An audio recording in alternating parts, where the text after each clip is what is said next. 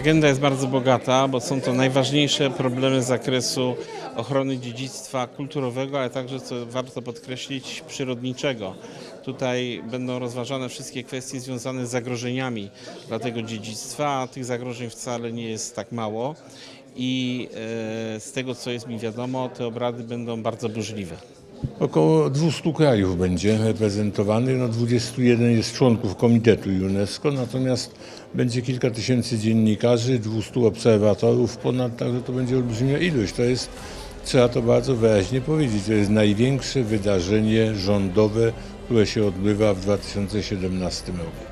Dla nas to jest oczywista duma, dlatego że Kraków wygrał 3 rzeczami tę kandydaturę. Po pierwsze jest miastem, które ma długą historię współpracy z UNESCO, miastem pierwszej listy w 1978 roku w Waszyngtonie. Drugą rzeczą to odpowiedzenie na bardzo technicznie zaawansowany rider wymogów dotyczących organizacji tej sesji, jej bezpieczeństwa, jej logistyki, ale też technologii, która jest używana do szyfrowania obrad, do zapewnienia komfortu, tłumaczenia z kilkunastu języków świata.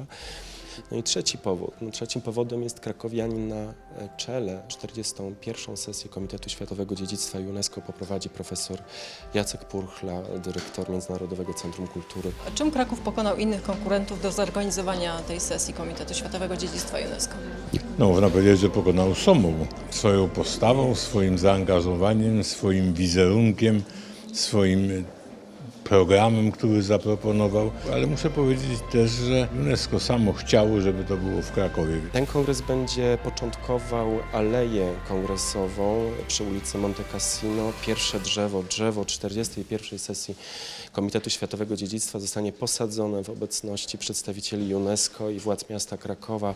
Drugim takim bardzo ważnym projektem w okolicach Galerii Kazimierz będzie posadowienie kompleksu 4 rzeźb znakomitej światowej sławy artystki Hedwig Ser, która ma oficjalny tytuł artystki dobrej woli, artystki dla pokoju UNESCO. Przygotowujecie Państwo również pewne publikacje. Tak, specjalne wydanie Karnetu, gdzie chcemy skompilować wszystkie atrakcje, zarówno turystyczne, jak i kulturalne, które będą się odbywać zarówno w trakcie sesji, jak i tuż po, bo być może, że uczestnicy, turyści będą chcieli wrócić i jeszcze uczestniczyć w którymś z wydarzeń, które będą się również odbywać po sesji. World Heritage to specjalne wydanie kwartalnika mówiącego o dziedzictwie, a dokładnie o Krakowie oraz renowacje i zabytki. To też wydawnictwo, które będzie poświęcone zabytkom, które są rozmieszczone w ścisłym centrum Krakowa, tak naprawdę na obszarze, który jest wpisany na listę Światowego Dziedzictwa UNESCO.